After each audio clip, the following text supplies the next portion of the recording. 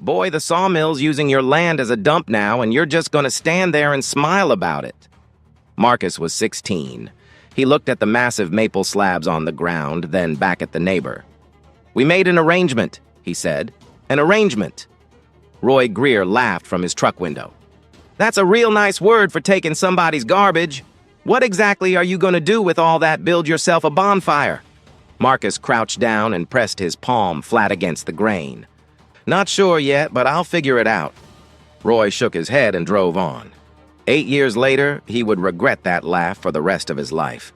Calder Mills was the kind of place where people knew which families had been there for generations and which ones were still being tested. The Ellis property sat at the eastern edge of town, 9 acres of thin soil and field grass that produced nothing of value and asked nothing in return. The barn at the back of the lot leaned slightly to the left, its roof holding against the weather through habit more than structure. Marcus had grown up looking at that barn the way kids look at things they've always known without really seeing them. His mother, Diane, worked the night shift at the Holt County packaging plant, a job that paid enough to keep the lights on and not much else. She was home by 6 in the morning, asleep by 7, and back on her feet by 3 in the afternoon, moving through the kitchen with the careful efficiency of someone who had learned not to waste motion. She didn't complain about the schedule. She didn't complain about much. What she talked about when she talked was Marcus, what he was reading, how he was doing in school, whether he was eating enough. She carried the future of that household in the same quiet way she carried everything else. Marcus's grandfather, Earl Ellis, had built the barn with 2 other men in the summer of 1971. Earl had been a woodworker by instinct and a laborer by necessity, a man who could read the grain of a board the way other men read weather.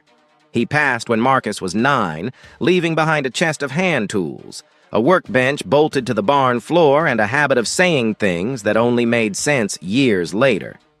One of those things was this: "The land doesn't care what you think of it. It only cares what you do with it."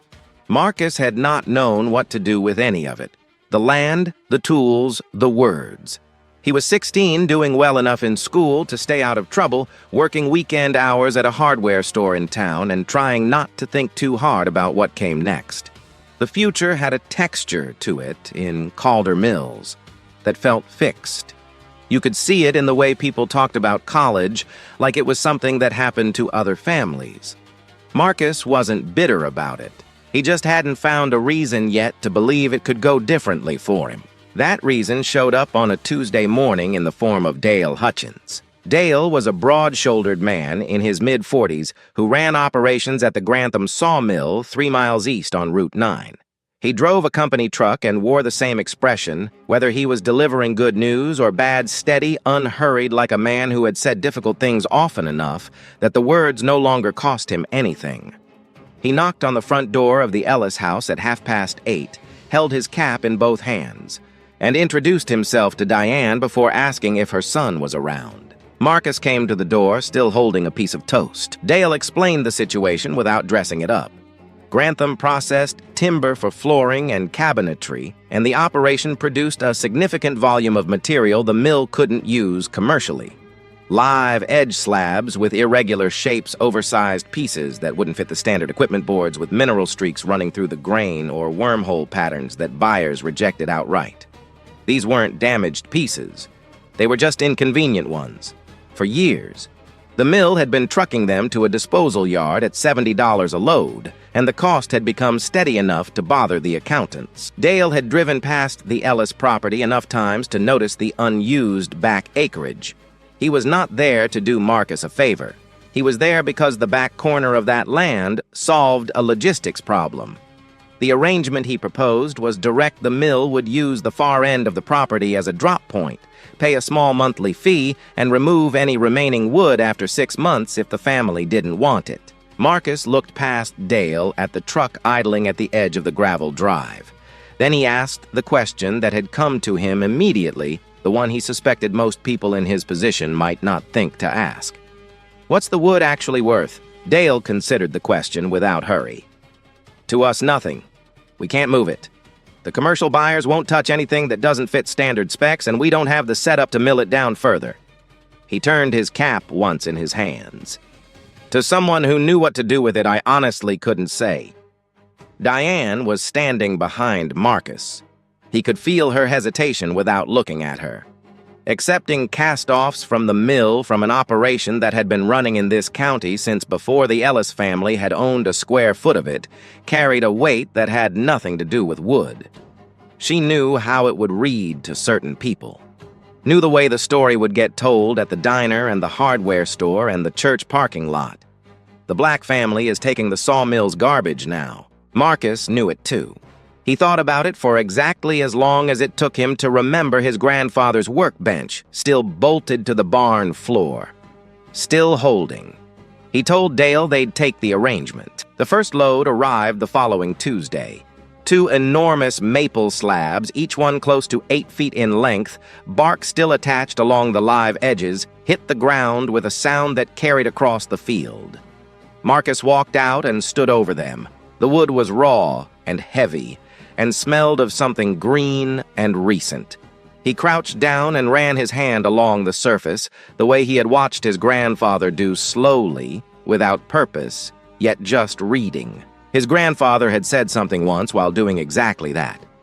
They had been in the barn together on a Saturday, Earl running his palm along a warped board someone had set out for trash collection. Marcus had been young enough to find the whole thing strange. Why spend time on something that looked so broken? Earl hadn't answered right away. He kept moving his hand along the grain, and when he finally spoke, it wasn't loud. People throw away what they don't understand. That's not cruelty. That's just limits. The question is whether you're going to let someone else's limits tell you what something is worth. Marcus had been too young to hold on to it then. But standing over those maple slabs at 16, with the mill truck already gone, and the neighborhood quiet in the way it got when people were watching without wanting to be seen watching, the words came back to him clean and whole. That evening, Marcus sat at the kitchen table with a piece of paper and wrote 2 words at the top wood furniture. He stared at them for a while. He did not have tools beyond his grandfather's old set, did not have money for equipment, did not have training of any kind. What he had was a barn, a workbench that had been waiting for over a decade, and a piece of land that people had just started bringing material to. He thought about what Dale had said, to someone who knew what to do with it. He didn't know what to do with it yet. That was the problem. And it was also he was starting to understand the entire point. Diane found the paper the next morning when she came home from her shift. She stood in the kitchen reading those 2 words while her coffee brewed still in her work clothes, still carrying the night on her shoulders. She set the paper back down exactly where she'd found it. She didn't say anything about it when Marcus woke up. But that afternoon she came home from an errand with 2 library books, one on basic woodworking, one on furniture joinery, and left them on the kitchen table without comment. That was Diane Ellis. She didn't declare things. She just moved in the direction of what she believed. Marcus opened the first book that night and didn't put it down until after midnight. By the end of the week, he had read both books twice.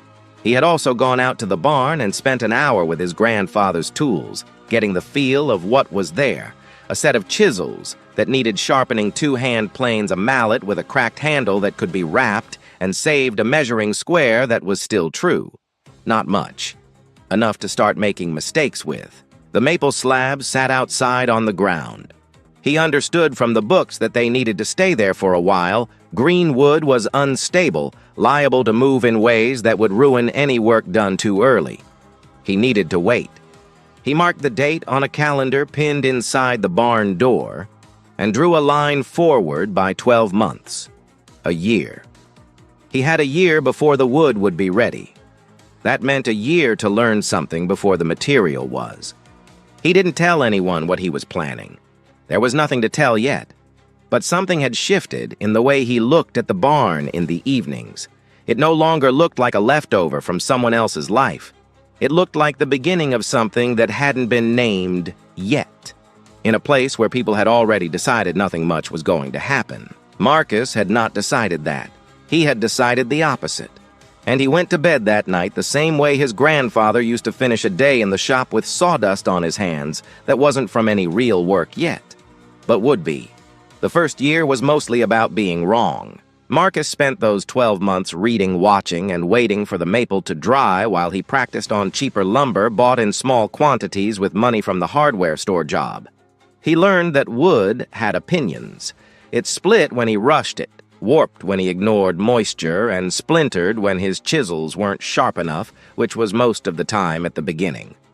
His grandfather's tools were good tools built for a man who knew how to use them.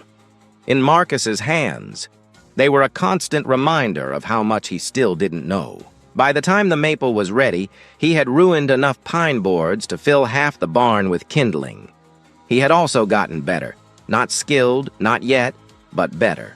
His joints were cleaner. His measurements were more consistent. He had learned to read the grain before making any cut, the way the lines in the wood told you where it wanted to go and where it would resist.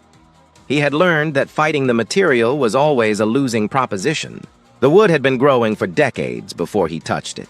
It had its own logic, and his job was to understand it, not override it. The first piece he attempted in maple was a small side table.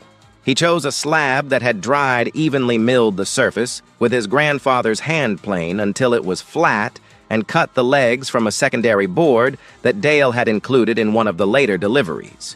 The joinery was mortise and tenon, the most basic connection in furniture making and also the most unforgiving, because if the fit was wrong, everything that followed was wrong. Marcus cut the mortises by hand, chiseling slowly, checking the fit every few passes. It took him 3 days to cut what an experienced woodworker might have done in an afternoon. The table held. It wasn't beautiful, but it was level and solid. And when he pressed down on the top with both palms and felt no give at all, something settled in him that had been unsettled for a year. He kept going. The second piece was a coffee table with a full live edge on one side, the bark preserved along the curve. He chose a simple oil finish, working it into the surface with a cloth in long, even strokes. The grain came alive under the oil in a way that stopped him mid-stroke. He stood there looking at what the wood had been hiding under its raw surface, the depth of it, the way the figure in the grain caught light differently depending on angle. He understood then why his grandfather had spent so many evenings in that barn. It wasn't just the making. It was the moment when the material became itself. The coffee table was the piece he brought to Cal Whitmore. Cal ran the only independent woodworking shop within 40 miles of Calder Mills, a converted garage on the south end of Harding Road that smelled of linseed oil and cedar shavings. He was in his late 60s, a compact and deliberate man who had learned the trade from his own father and had been working alone for so long that the shop had taken on the particular silence of someone who preferred it that way. His reputation in local woodworking circles was modest, but specific. He was the person people mentioned when they wanted to describe what careful work looked like. Marcus had found Cal's name through a woodworking forum he accessed at the library. He drove to Harding Road on a Saturday morning, the coffee table wrapped in moving blankets in the bed of his mother's truck, and knocked on the shop door. Cal opened it, looked at Marcus, and said he didn't take on students. He said it the way people say things that have been said often enough to become policy. Not unkind, just closed. Marcus thanked him and left. He sat in the truck for a few minutes with the engine off. Then he got out, pulled the moving blankets off the coffee table, and carried it to the shop door. He set it on the ground in front of the entrance and knocked again. When Cal opened the door this time, Marcus stepped aside so Cal could see the table clearly. Cal looked at it for a long time. He crouched down and examined the joinery where the stretcher met the leg. He ran his thumb along the live edge where Marcus had cleaned up the bark transition. He tilted his head and looked down the surface of the top, checking for flat. His expression didn't change, but something in the quality of his attention did. "Where'd you get the slab?" Cal asked. Marcus told him about the Grantham arrangement, the maple coming in every Tuesday, the 9 acres, the barn, the year spent learning on pine before touching any of it. Cal stood up. "I still don't take on students," he said, "but I'm in the shop most mornings by 7. I don't lock the door until I'm working." He went back inside. That was the whole of it. No invitation, no terms, no acknowledgement of what it meant. But the door wasn't locked the following Tuesday morning when Marcus arrived at 6:55 and Cal didn't tell him to leave. He just worked, and Marcus watched. And when Marcus asked a question, Cal answered it without elaboration. That was the arrangement for the better part of a year. What Marcus learned in that shop was different from what the books had given him.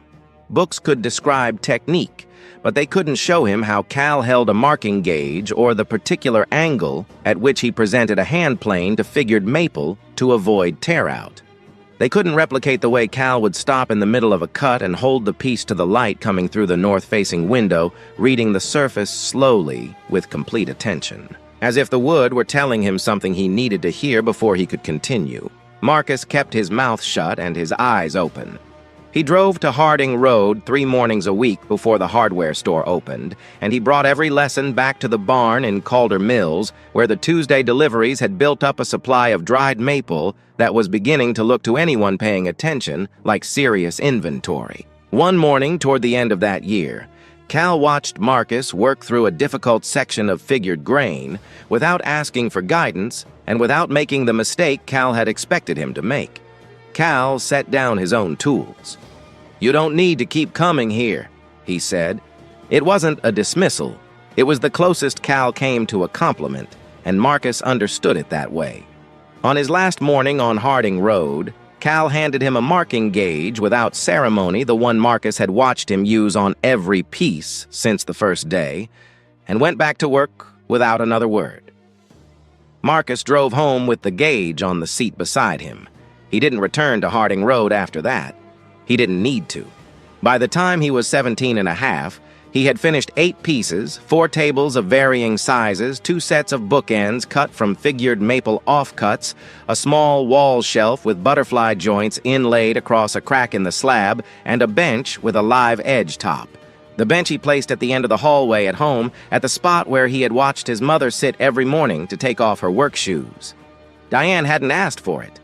When she sat down on it the first time and ran her hand across the top, she didn't say anything about the wood or how long it must have taken. She just said, "Your grandfather would have liked this." Marcus had not needed to hear anything else. He entered 3 pieces in a regional craft market in Stowe the following spring, renting table space with money saved from the hardware store job and loading the truck before dawn. The organizers placed his booth at the far end of the exhibition hall, past the pottery and hand-sewn quilts away from the main foot traffic. By the end of the day, he had sold nothing. He drove home with the truck still full and sat in the barn for a while without turning on the lights. The pieces were good, not because of pride, but because Cal had taught him to evaluate his own work honestly, and the work had passed that standard. But knowing something was good and finding the people who could recognize it were entirely different problems. He went back the following month. Same result. A third time, a woman in her 50s stopped in front of the live edge coffee table, ran her hand across the surface, the way people do when they're not thinking about it, stayed for almost 2 minutes without speaking, and then walked away. Marcus watched her go. He had stopped expecting the sale. He was there to understand what drew people in and what lost them. Roy Greer happened to be at the same market that third visit, browsing the stalls with his wife. He passed Marcus's booth and slowed. He looked at the pieces with the particular attention of someone recalibrating something. He didn't stop, but as he moved on, he said, "That's actual work." He kept walking. Marcus heard it. He went back to Stowe in June.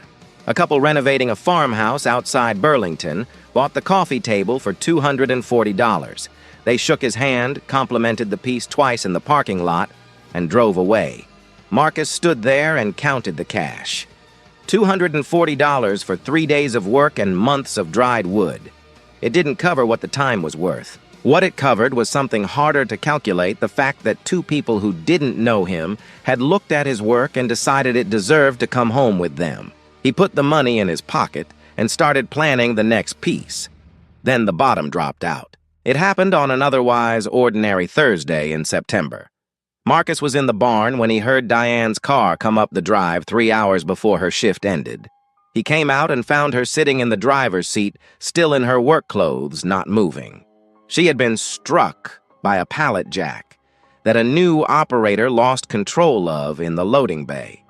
Her right knee had taken the impact. She would need surgery.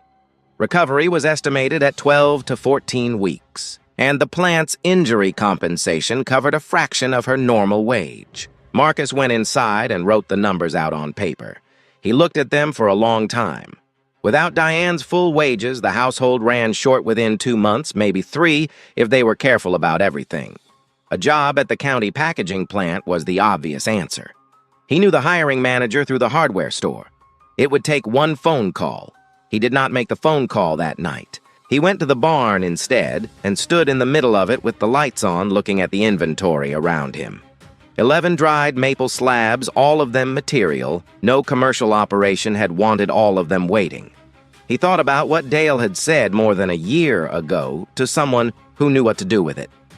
He thought about the couple in the Burlington parking lot. He thought about his grandfather's words. The land doesn't care what you think of it. It only cares what you do with it. Then he thought about his mother sitting in the driver's seat, not moving. That was the night that made everything harder, and also everything clearer. The packaging plant job would solve the immediate problem and permanently close the one he was trying to open. He understood that in the way you understand things at 18, when the full weight of a decision is visible for the first time. He picked up a piece of maple from the stack. A long, narrow slab with a slight curve in the live edge, the grain running clean and straight through the center. He set it on the workbench and turned on the lamp his grandfather had wired to the rafter above. He picked up a hand plane. He worked until 2 in the morning. He did not contact the packaging plant. Instead, he approached the owners of 3 local businesses, a coffee shop, a barber, and a small law office, and offered a single piece for display on a short-term loan, no charge, with his contact information attached. 2 of the 3 said yes. He placed a narrow shelf in the coffee shop and a small side table in the barber's waiting area, and taped a card with his name and number to the underside of each piece. It was not a marketing strategy. It was the only idea he had. He didn't know if it would work. He didn't know if anything would work. What he knew was that the barn was full of material, his hands knew what to do with it, and doing nothing was a choice he had already ruled out. He went home, checked on his mother, and set his alarm for 5:30 so he could get 2 hours in the barn before opening the hardware store. He was 18 years old. He had $240 of proven sales, 11 maple slabs, a workbench that had been there since before he was born, and a problem he had not yet solved. He also had the only thing that had ever turned overlooked material into something irreplaceable. He was paying attention, and he had not stopped. The coffee shop piece moved first. Not sold, noticed. A woman came in on a Wednesday morning, ordered something she didn't finish, and spent most of her time at the counter photographing the narrow maple shelf Marcus had placed near the east-facing window. She posted the image without tagging anyone or naming the maker. The caption said something about light and wood and mornings that feel like they're worth something. The post found its way to people who responded to that kind of language, and one of those people was Brooke Sanderson. Brooke handled interior design for cabin renovations across 3 states. She was practical in the way that people become practical when they are permanently overbooked. She made decisions quickly, trusted her eye, and had little patience for suppliers who couldn't deliver what they'd promised. She had seen a great deal of furniture that tried to look handmade, and not much that actually was. The shelf in the photograph looked different to her in a way she couldn't immediately explain, which was precisely the kind of thing she had learned to follow. She found the card taped under the shelf on a Thursday afternoon and called the number that evening. Marcus was in the barn when his phone rang. Brooke introduced herself, without excess explained what she did and how she had found him, and asked 2 questions. What was his lead time on a dining set, and could he handle a consistent volume of work? Marcus told her 6 weeks on the dining set. Brooke said to make it 8. She said she would rather wait than have him rush, and that she had been burned enough times by people who promised fast and delivered careless to know the difference mattered. She asked if she could come see the workshop before they went further. Marcus gave her the address. She arrived the following Saturday without calling ahead, which he would later understand was how she evaluated everyone. Show up unannounced and you see what's actually there, not what someone prepared for you. She walked into the barn and stood in the middle of it for a long time, without speaking. She looked at the inventory along the wall. She examined the dining table Marcus had been working on, running her hand along the surface with the attention of someone who had touched a great deal of wood over the years and knew what they were feeling for. She crouched down and looked at the joinery where the apron met the leg. Then she stood up and looked at Marcus directly. "How old are you?" she asked. 18, he said. Something settled in Brooke's expression, not surprise exactly, but the specific adjustment of someone who had expected one thing and found another. "The dining set. 8 weeks. And I'll need 2 more pieces after that, probably within the quarter." She named a price that was more than Marcus had made in 6 months at the hardware store. He kept his face steady. "I can do that," he said. What Brooke brought was not luck. It was the consequence of 3 years of work finding its way to someone equipped to recognize it. She placed his pieces in a cabin renovation outside Burlington, and the designer who photographed the finished interior for a regional architecture publication included a detail shot of the dining table. It was a small mention, 1 image, 1 line of credit naming the material and the county, but not the maker. It was enough. Garrett Mosley saw the photograph. Garrett was a developer who built high-end cabins across the Northeast, and he had a specific problem that money alone couldn't solve. He was tired of furnishing properties with pieces that looked like they had come from a catalog. His buyers paid for the feeling that something was singular, grown from the specific geography of the place. He had been looking for a furniture maker who understood that instinctively rather than as a performance, and the table in the photograph looked like someone who understood it. He contacted Brooke. She gave him Marcus's number. Garrett drove to Calder Mills on a Tuesday, which meant he arrived at the same time as the Grantham truck. He pulled up to the property and sat in his car, watching the driver lower the hydraulic bed and let a new slab slide to the ground. Wide, curved along the live edge, the grain visible even from the distance of the driveway. Garrett got out and walked over to where Marcus was already crouching beside it, 1 hand on the surface. "What is that?" Garrett asked. Marcus explained the arrangement, Dale Hutchins, the disposal problem, the Tuesday deliveries, the 8 years of maple built from what the mill couldn't sell. He did not frame it as a story. He just told it the way it was. Garrett listened, then walked into the barn and spent 15 minutes moving through the space finished pieces works in progress, stacked slabs along the walls. He came back out and stood in the yard. "Can you scale this?" he asked. "I'd need help," Marcus said. "Then get help." Garrett said it the way practical people state obvious things without drama, without the suggestion that it required further discussion. He needed to furnish 6 properties in the Champlain Valley. He named the scope. He named a rate that reflected the full market value of what Marcus was producing. It was the first time anyone had paid Marcus at the rate his work actually warranted. After Garrett left, Marcus sat on the barn floor with his back against his grandfather's workbench. He looked at the slab that had come off the truck that morning. He looked at the inventory. He looked at the tools on the wall, the chisels that had needed sharpening when he found them, the hand planes that had taken a year to use properly Cal's marking gauge on its hook above the bench. Getting help meant trusting someone else's hands with material he had spent years learning to understand. It meant the barn would need to change better lighting, a stronger floor equipment that ran on more than one person's income. It meant the operation that had been entirely his, built in silence, while the county road ran past outside, would become something larger than he could contain alone. He thought about it for exactly 1 evening. Then he called 2 brothers he had known since middle school, Ray and Curtis Dowell, who had grown up helping their uncle restore farmhouses across 3 counties, and who understood wood the way people understand a language they learned before they could read. Ray was 22. Curtis was 20. Neither of them had found work that used what they actually knew how to do. Marcus explained what he needed Garrett's commission. Brooks' ongoing work the inventory, the Tuesday deliveries that kept replenishing it. He told them what he could pay to start honest rather than generous, and what he expected the work to grow into if they built it carefully. Ray asked one question. "The wood, is there enough of it?" Marcus told him to come look. Ray and Curtis stood in the barn the following afternoon and looked at the stacked maple with the eyes of people who knew what they were looking at. Curtis pulled a slab from the middle of the stack and examined the end grain, checking the growth rings. He set it back without comment, but the way he handled it told Marcus everything he needed to know. They started the following Monday. The barn changed.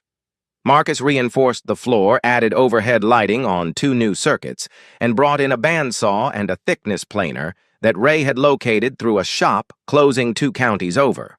The space that had been 1 person working alone became 3 people working in the particular quiet of people who respected what they were doing. There was not much conversation during work hours. There didn't need to be. The maple slabs, the ones with mineral streaks, the ones with irregular edges, the ones with wormhole patterns that commercial buyers had turned away for years were now being pulled from inventory with intentions selected for specific commissions, matched to the requirements of each piece. What the mill had discarded as unusable Garrett's clients were now paying to own, specifically because no 2 pieces could ever be the same. Diane's knee healed through the winter. She returned to the packaging plant in January and came home to a barn that looked entirely different from the one she had watched her son disappear into for 3 years. She stood in the doorway one February afternoon while all 3 of them were working and didn't come in not wanting to interrupt. Marcus noticed her there and raised a hand. She raised one back and went inside to start dinner.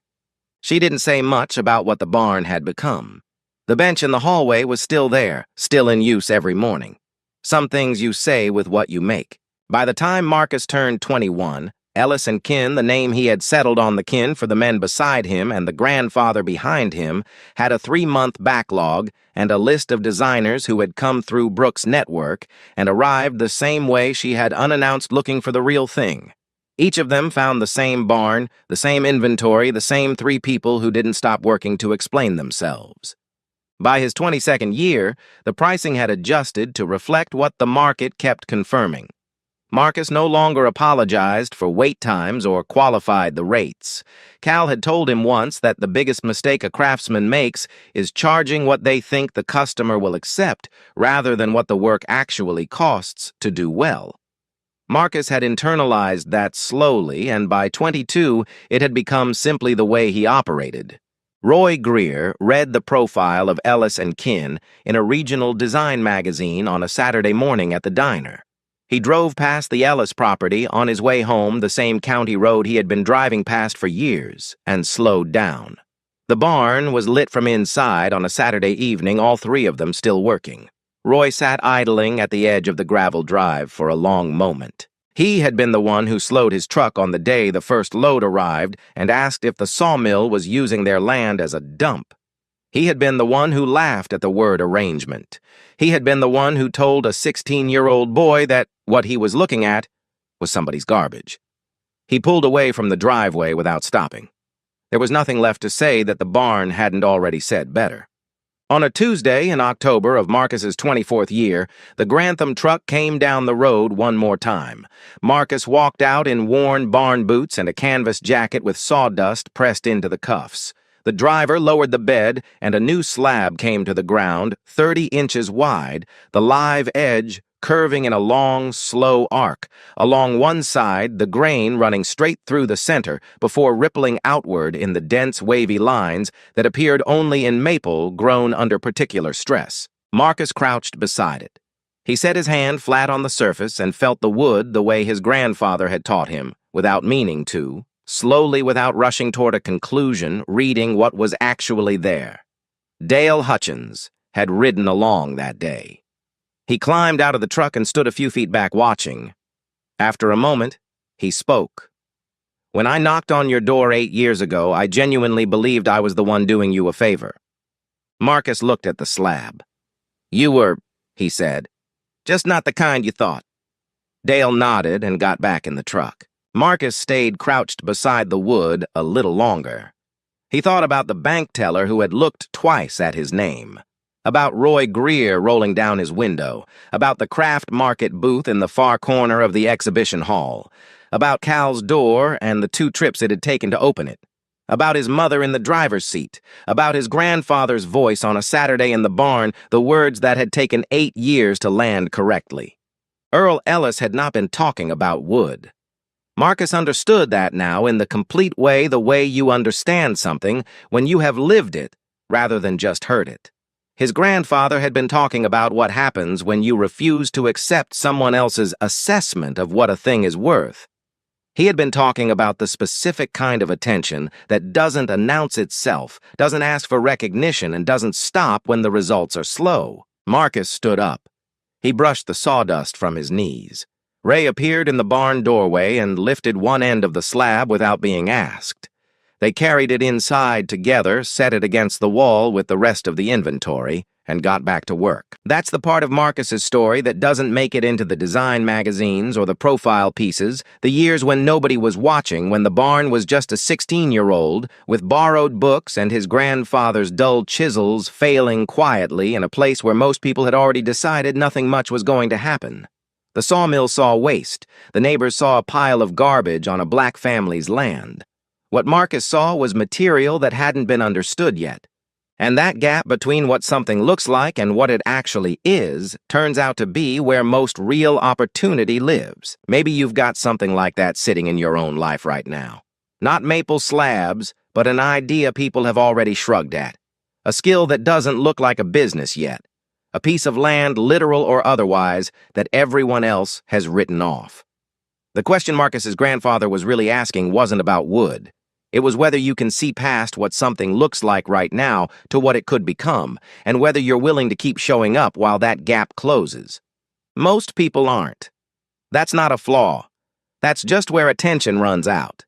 If this story found you at the right moment, drop a comment and tell us where you're watching from. And if you know someone sitting on an idea they've been talked out of, someone working on something the world hasn't recognized, yet send this their way. Sometimes the most useful thing you can do for a person is show them a story that says, the material is there. The question is whether you'll do something with it. Marcus did.